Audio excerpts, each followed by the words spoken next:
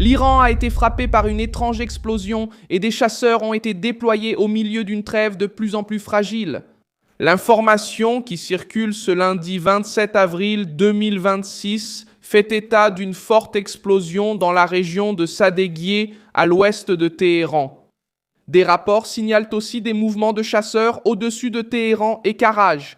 Il n'y a pas encore d'explication officielle claire sur ce qui a explosé, qui a mené l'action ou quelle cible aurait été atteinte.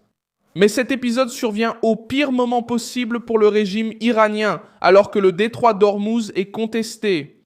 Des négociations bloquées avec les États-Unis et une présence militaire américaine croissante dans la région du Moyen-Orient. L'explosion attire l'attention parce qu'elle n'est pas isolée. Elle s'inscrit dans une série d'incidents inexpliqués à l'intérieur de l'Iran, avant et après le cessez-le-feu. Je vais tout te raconter, mais maintenant tu vas vouloir t'abonner à la chaîne pour rester bien informé. Des infos en temps réel avec une qualité journalistique et une crédibilité inégalée. Milson Alves. Dans les informations qui circulent, l'interprétation la plus répandue est que ces explosions pourraient être liées à des opérations discrètes menées sans annonce publique.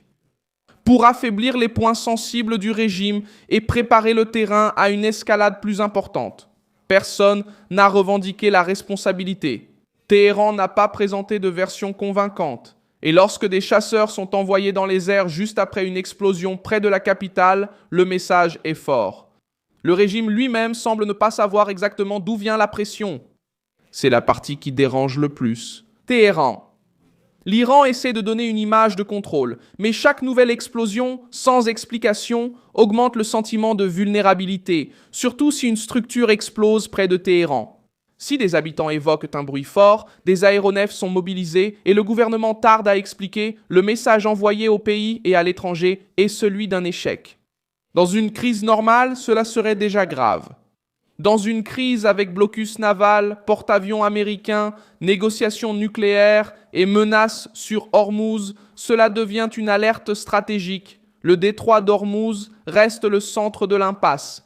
L'agence Associated Press a rapporté que l'Iran a proposé de rouvrir le passage, que les États-Unis lèvent le blocus et mettent fin à la guerre, mais en laissant la discussion sur le programme nucléaire pour plus tard. Cette proposition a été transmise par des médiateurs pakistanais. Et cela montre comment Téhéran essaie de gagner du temps sans céder sur le point que Washington considère comme essentiel pour empêcher l'avancée iranienne vers une arme nucléaire.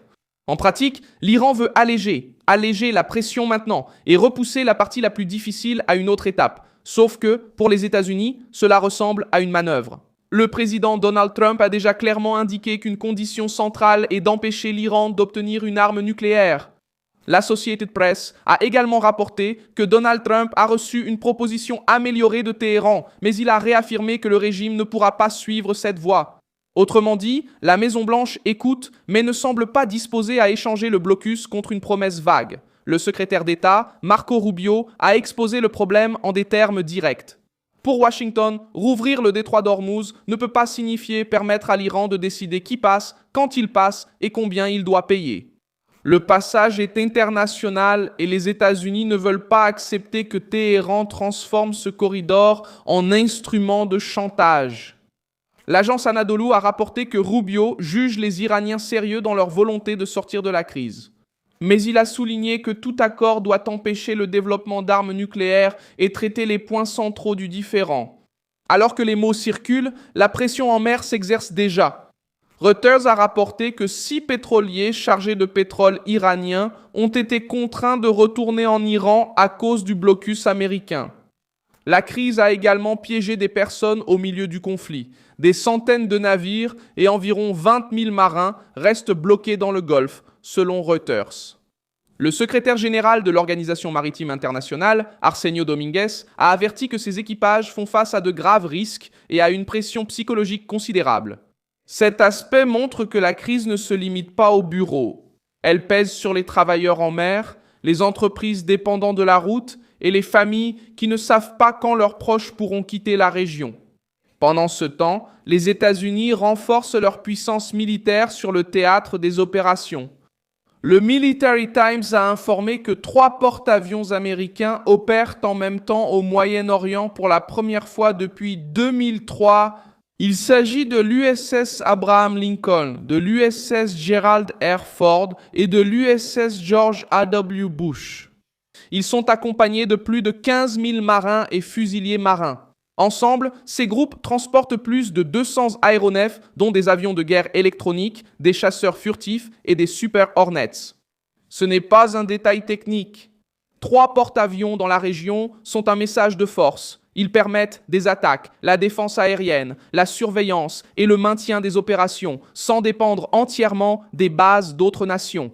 Lorsque Washington déploie ce niveau de puissance navale, cela signifie que la diplomatie existe toujours, mais que l'option militaire est prête. L'Iran le sait. Et chaque explosion interne, chaque chasseur mis en alerte, chaque navire détourné et chaque réunion d'urgence augmente la sensation que la trêve pourrait être proche de sa limite. L'activité à Diego Garcia pèse aussi dans ce contexte. La base américaine dans l'océan Indien est stratégique parce qu'elle peut accueillir des bombardiers, des avions ravitailleurs, des appareils de surveillance et des navires. Dans le document qui circule, la présence de destroyers, d'aéronefs Poséidon, de transports lourds et de ravitailleurs apparaît comme un signe de renforcement continu. Cela correspond à la logique militaire américaine, mettre le dispositif en place avant de prendre une décision plus importante. D'abord, le carburant arrive, ensuite les avions puis les navires. Quand tout est prêt, il ne manque plus que l'ordre. Du côté iranien, la réaction semble mêler bravade et inquiétude. Le régime essaie de montrer qu'il reste ferme, mais cherche du soutien à l'extérieur. Le ministre des Affaires étrangères iranien, Abbas Araghchi, s'est rendu à Saint-Pétersbourg pour rencontrer Vladimir Poutine.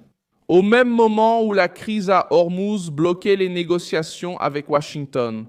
L'Associated Press a rapporté que la visite a eu lieu alors que des médiateurs tentaient de rouvrir la voie diplomatique et que l'Iran cherchait à consulter la Russie sur les développements de la guerre. Ce déplacement en Russie montre que Téhéran n'est pas à l'aise. Le régime a besoin d'une couverture politique, il a besoin d'armes, il a besoin de soutien diplomatique et il doit montrer qu'il n'est pas isolé. Mais le rapprochement avec Moscou renforce également l'analyse américaine selon laquelle l'Iran ne veut pas seulement la paix, il veut du temps. Du temps pour réorganiser la défense, protéger ses alliés, négocier à partir d'une position moins défavorable et maintenir son réseau régional actif. Ce réseau régional reste une partie du problème. Le Hezbollah n'est pas un détail à part, c'est l'un des bras de l'Iran dans la région. Lorsque l'Iran refuse de couper son soutien à ses alliés armés, cela montre qu'il n'a pas l'intention d'abandonner sa stratégie de pression indirecte. Au final, l'explosion à Téhéran, les chasseurs dans les airs, le blocus à Hormuz et les 3 porte-avions américains forment le même tableau. L'Iran est assiégé, il tente de résister avec un discours ferme et cherche de l'aide extérieure, mais il fait face à une pression croissante de tous les côtés. Laisse un like sur cette vidéo, abonne-toi à la chaîne et, à la fin, jette un œil aux commentaires pour être encore plus impliqué dans la communauté Milson Alves.